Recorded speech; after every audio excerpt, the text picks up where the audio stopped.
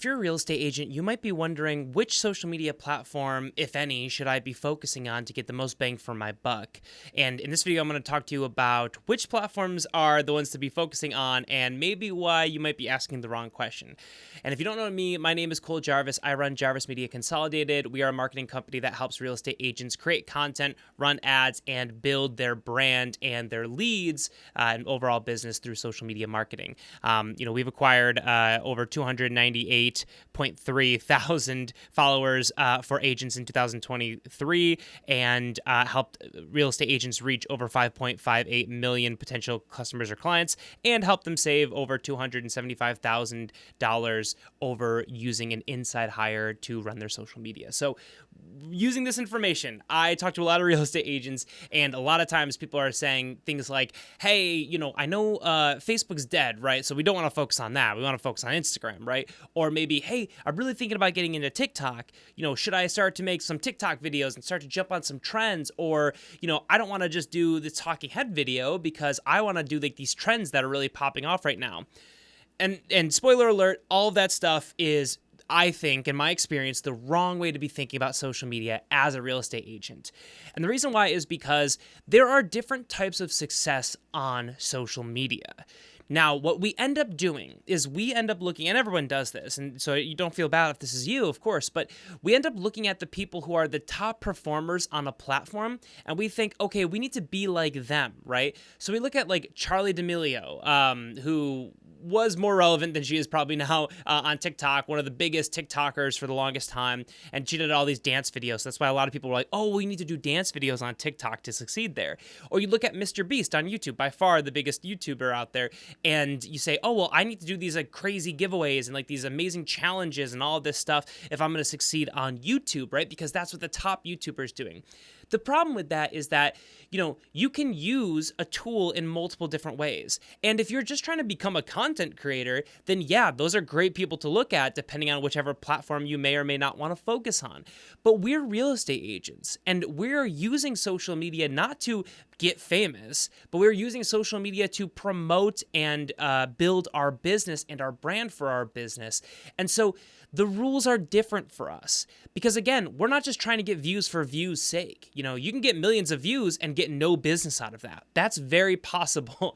So that's not helping us in any way, shape, or form. We want to get viewership and an audience that helps us build our real estate business.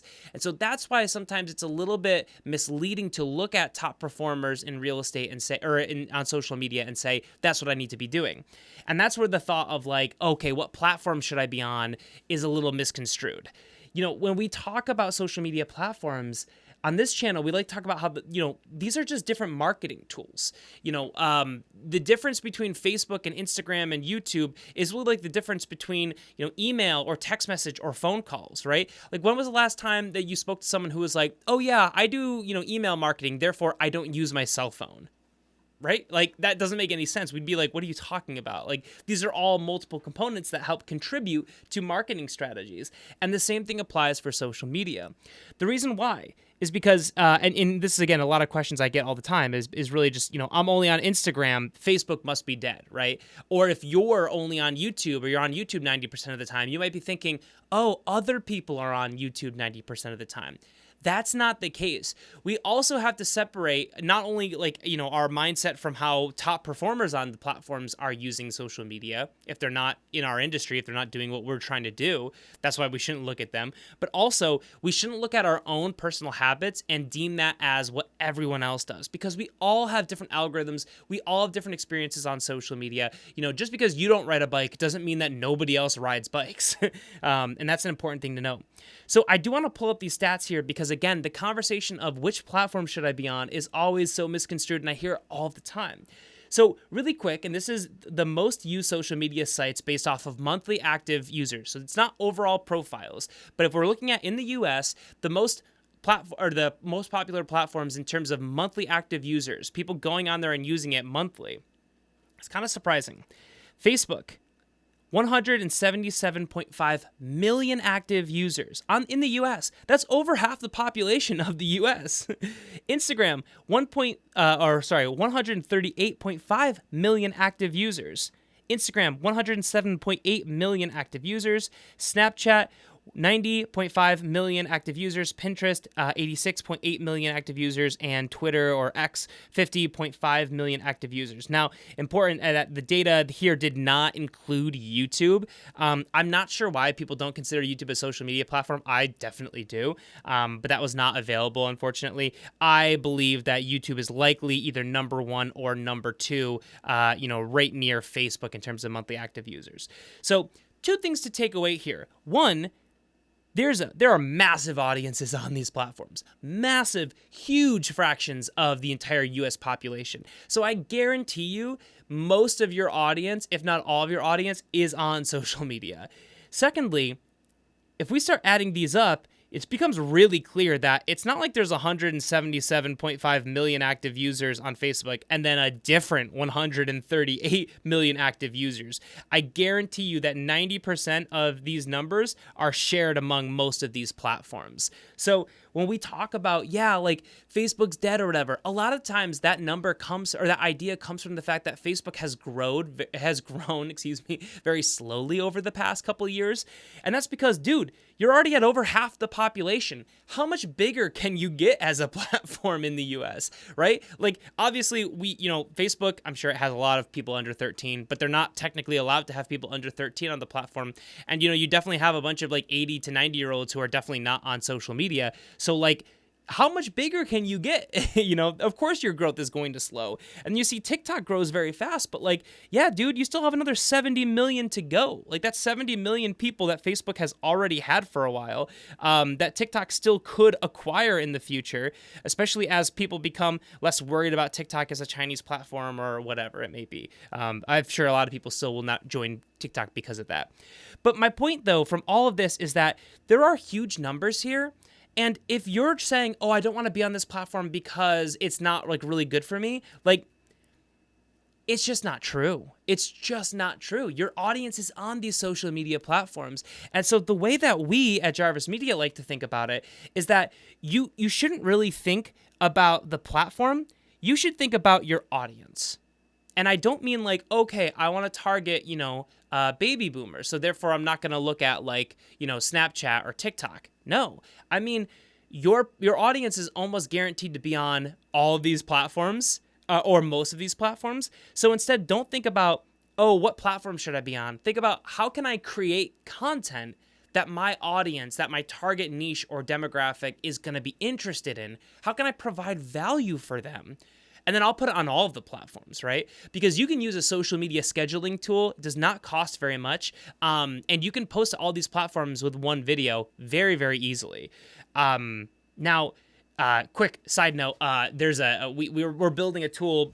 Depending on when you're watching this video, we're building a tool called Jarvis Social Manager, which is to replace a lot of these social media scheduling tools. It's got a built-in CRM, email automation, all this stuff, and posting to all your major social media platforms. If you're interested in that, I'll put a link down below.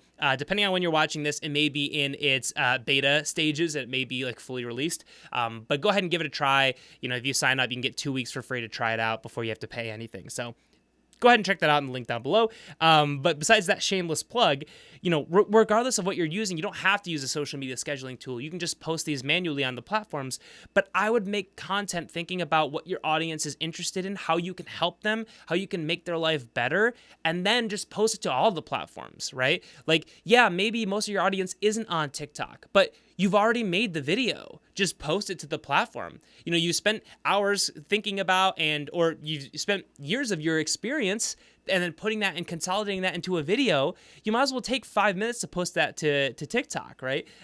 It really feels like you're leaving money on the table when you're not posting to all the platforms. Because at the end of the day, who really cares if you got your lead from Facebook or TikTok or Instagram? If they buy a home, that's a huge check for most real estate agents. So, we don't want to leave that on the table because all that is benefit for us. That's all gravy. The money of a TikTok users is just as good as the money of a Facebook user, or the money of a or Instagram or YouTube user. We want to be targeting our audience on all of these different platforms to benefit from them. So, and just to kind of wrap this up here, obviously, platform, we're completely ignorant to which platform you be on. I think you should be on every single platform. Just post to all of them because you're already creating content. But how can we create content? How can we make that content? Well, The major takeaways, and this is probably another whole video here, but the major takeaway is, video, specifically short form video, is applicable to almost every platform. Pretty much every platform you can make short form video on. And by short form, we just mean like 60 seconds or less. Some platforms more, some platforms, pretty much every platform will allow you to have 60 seconds or less. So this kind of content will work on basically every platform. Okay. So heavily, that's what we like to do when we create content for clients. We like to do short form video content because we know it's going to work everywhere, and it's going to work very well everywhere. That also helps because, of course, it forces you to be concise with your content, which helps you get to the point and get to the gravy quicker. Whereas if you have to make a YouTube video, it might take you 10 minutes before you even say anything of value. Another thing too, of course, think about pain. Think about the pain of your clients or questions that your clients have. Answer those. That's how you can make video topics that are going to resonate, because if you've helped 10, 20, 30 different people buy homes, you know that there are commonalities between those. And especially if you can be, location specific, if you're like most agents and you kind of service an area and you kind of specialize, think about the pain and the questions that your clients have relative and specific to those areas. Because that way, then you can make content that, of course, fixes their pain points and is very accurate to their specific needs. And you can, of course, niche down by doing that, which helps you stand out as a person making content on these social media platforms. So, guys, if you're making social media content or you're not sure how you want to make social media content or you're just getting into this, I highly recommend short form video, 60 seconds or less. Be right to the point. Just try to provide as much value as possible. If you're not sure what things to answer, think about pain that your clients have / questions that they often have. Try to be specific with their issues. Locations are a great way to do that. And, find more ways to niche down and kind of stand out from the rest of your competition. Guys, if you make content for 2 years and you help somebody in their journey to become ready to the point where they're ready to use a real estate agent, it doesn't make sense that they wouldn't want to use you. So that's what we like to focus on in our social media strategies. We think that's a great thing to do in tandem with lead gen strategies. And so if you guys have questions, if you want me to expand on any of these topics, or you have other questions you'd like me to answer, go ahead and leave a comment down below. Love to make some videos that are relative to your specific questions so that I can provide you value. Thank you guys so much, and we will see you on the next video.